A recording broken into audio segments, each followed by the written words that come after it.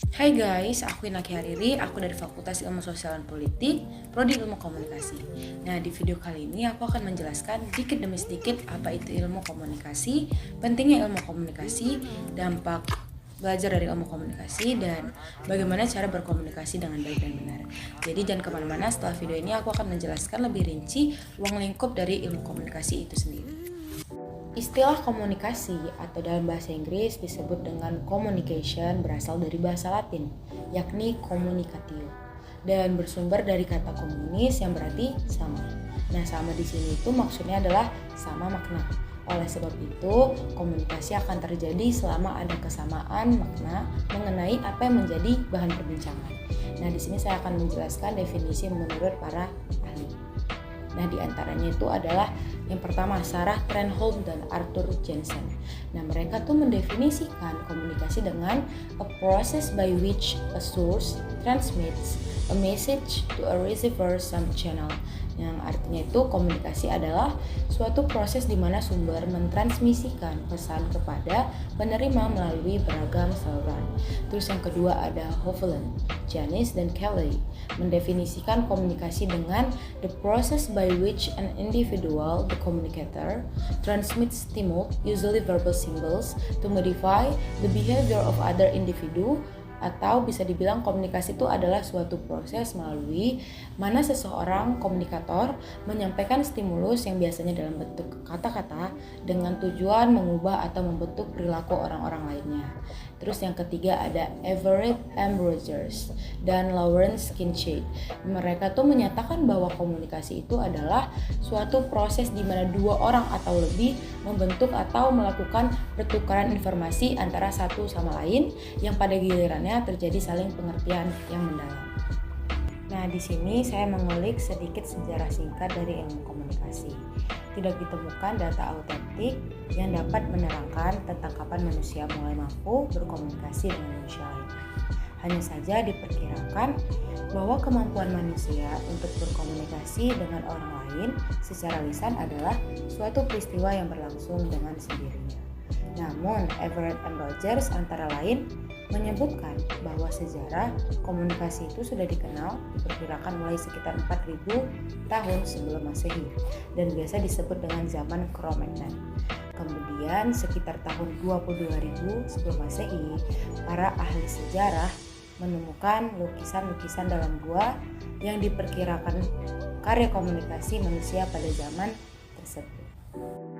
Sifat manusia dalam menyampaikan keinginannya serta untuk mengetahui hasrat orang lain merupakan awal keterampilan manusia berkomunikasi baik menggunakan lambang-lambang isyarat, kemudian kemampuannya dalam memberikan arti pada setiap lambang-lambang tersebut dalam bentuk bahasa verbal. Nah, sehingga menurut Rogers, peristiwa tersebut itu merupakan ciri generasi pertama kecakapan manusia dalam berkomunikasi sebelum mereka mampu mengutarakan pikirannya secara tertulis. Nah, menurut Rogers, sejarah perkembangan komunikasi itu sendiri dapat dibagi menjadi 4 era perubahan. Oke, yang pertama era komunikasi tulisan.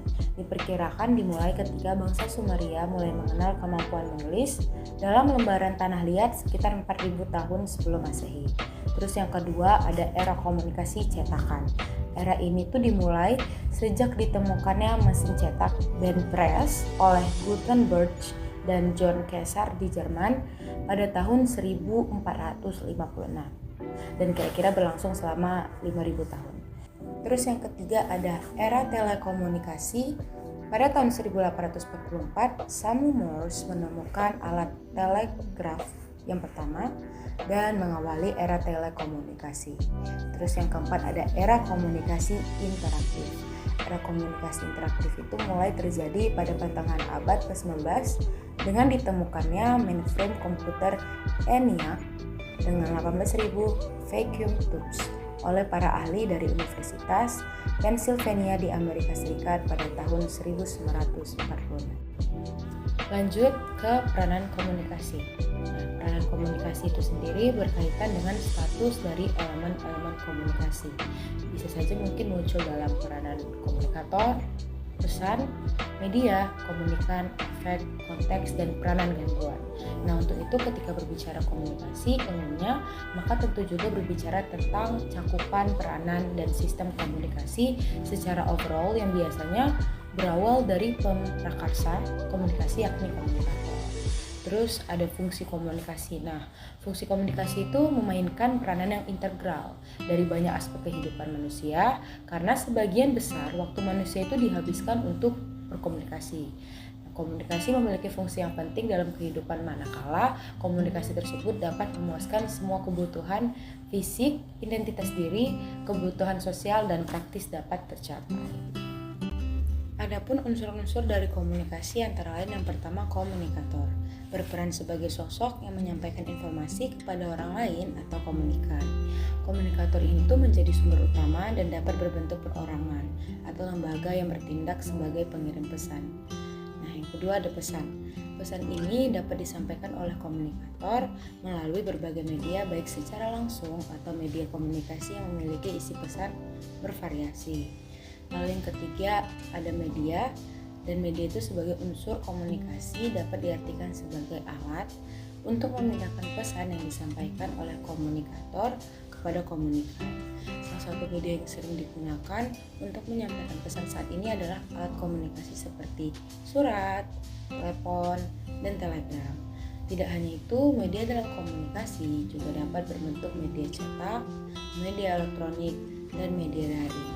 Terus yang keempat ada komunikan.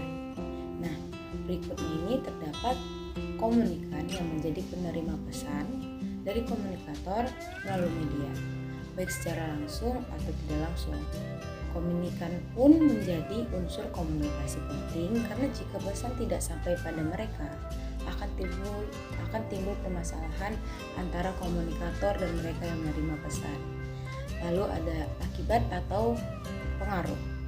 Akibat dan pengaruh adalah perbedaan apa yang dipikirkan, dirasakan, dan dilakukan oleh komunikan sebelum mendapatkan pesan.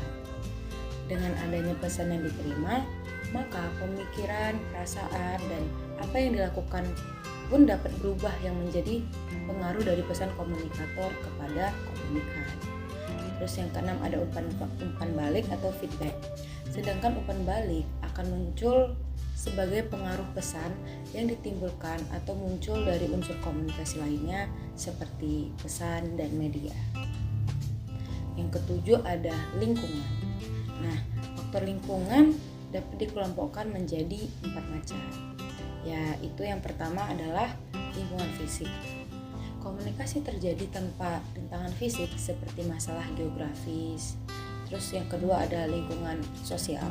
Komunikasi terjadi dengan pengaruh sosial, budaya, ekonomi, dan politik. Dimensi psikologis meliputi pertimbangan kejiwaan komunikator dan komunikan dalam berkomunikasi. Dimensi waktu meliputi waktu yang tepat untuk berkomunikasi.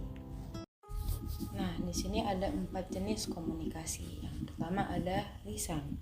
Komunikasi verbal adalah penggunaan bahasa untuk mentransfer informasi melalui berbicara atau bahasa isyarat. Ini adalah salah satu jenis yang paling umum sering digunakan selama presentasi, konferensi video, dan panggilan telepon, rapat, dan percakapan 1 lawan 1. Komunikasi verbal penting karena efisien. Terus yang kedua ada non-verbal. Komunikasi non-verbal adalah penggunaan bahasa tubuh atau biasa dibilang dengan body language, gerak tubuh dan ekspresi wajah untuk menyampaikan informasi kepada orang lain. Ini dapat digunakan baik secara sengaja maupun tidak sengaja. Misalnya, Anda mungkin tersenyum secara tidak sengaja saat mendengar ide atau informasi yang menyenangkan atau menyenangkan. Jika mereka menunjukkan bahasa tubuh yang tertutup seperti lengan disilangkan atau bahu membungkuk, mereka mungkin merasa cemas, marah, atau gugup. Terus yang ketiga ada tertulis. Komunikasi tertulis adalah tindakan menulis, mengetik, atau mencetak simbol seperti huruf dan angka untuk menyampaikan informasi. Hal ini membantu karena memberikan catatan informasi untuk referensi. Menulis biasa itu digunakan untuk berbagai informasi melalui buku, pamflet, blog, surat, memo, dan lainnya. Yang keempat ada visual. Komunikasi visual adalah tindakan menggunakan foto, seni, gambar, sketsa, slogan, dan grafik untuk menyampaikan informasi. Visual sering digunakan sebagai bantuan selama presentasi untuk memberikan konteks yang membantu di samping komunikasi tertulis atau verbal. Karena orang memiliki gaya belajar yang berbeda, komunikasi visual mungkin lebih membantu bagi beberapa orang untuk mengonsumsi ide dan informasi. Oke, cukup jelas bukan ruang lingkup dari ilmu komunikasi ini?